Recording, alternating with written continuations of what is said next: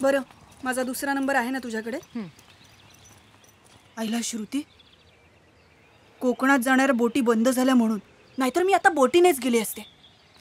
काय मजा आली असती ना, डोक्याला शॉर्टच नाही. माया, निघ. फालतू. तू फालतू. बाय. दे पर्स दे. हे काय? काय? हे काय? काय? माया, मला ना काळजी वाटतेय. नको ग काळजी करूस माझी. तुझी नाही, तुझ्या आजूबाजूच्या लोकांची काळजी वाटतेय. तुझ्यासारखी वेडी मुलगी मोकाट फिरतीये रस्त्यावर. बाय.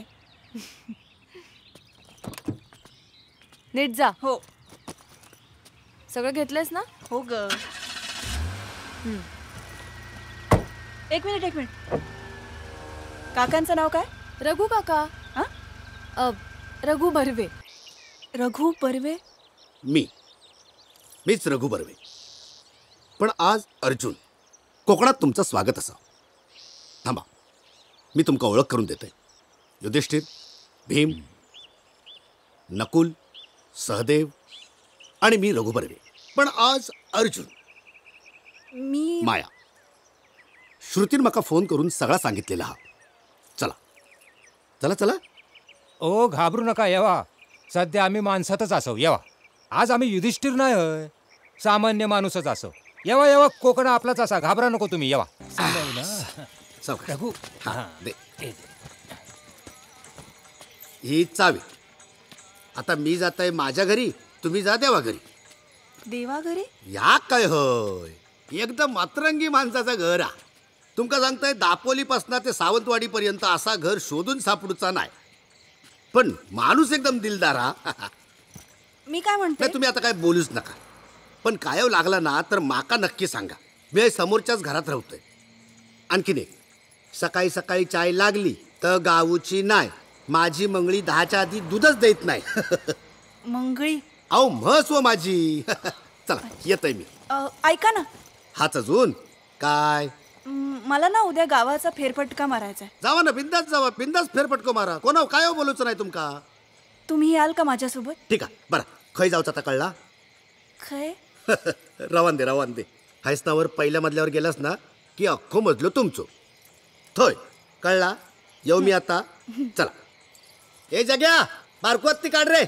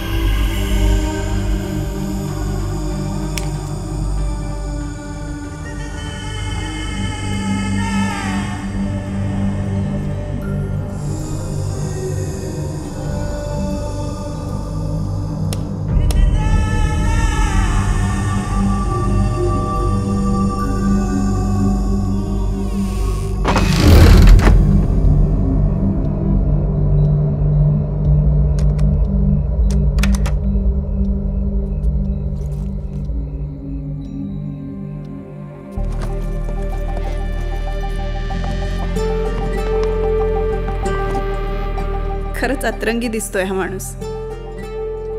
हे घर, या घरातल्या गोष्टी असं मी आजपर्यंत कधीच बघितलं नव्हतं. आता सकाळी उठल्यावर अजून काय काय सरप्राइजेस मिळतात काय माहित.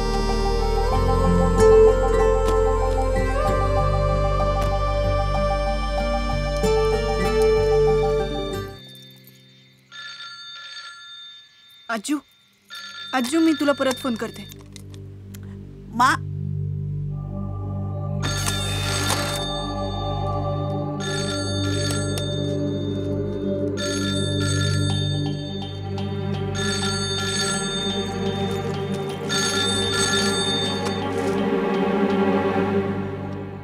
हॅलो. कहत देवा सुन भई साधो, जो जे वांछिल तो ते लाभो. कोण आहेस तू? मैं समय हूं. तू राहतेस ना ते घर माझं आहे. कसं वाटलं? ओ मग तू तुझं सामान का नाही घेऊन गेलायस? का? राहू दे की, काय अडचण आहे?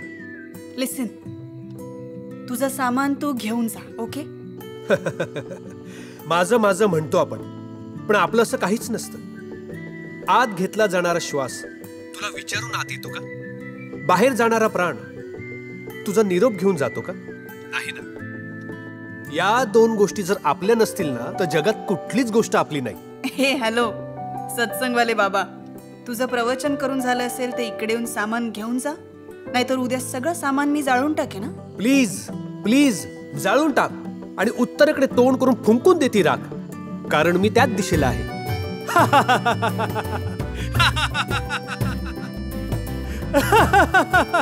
ए हॅलो हॅलो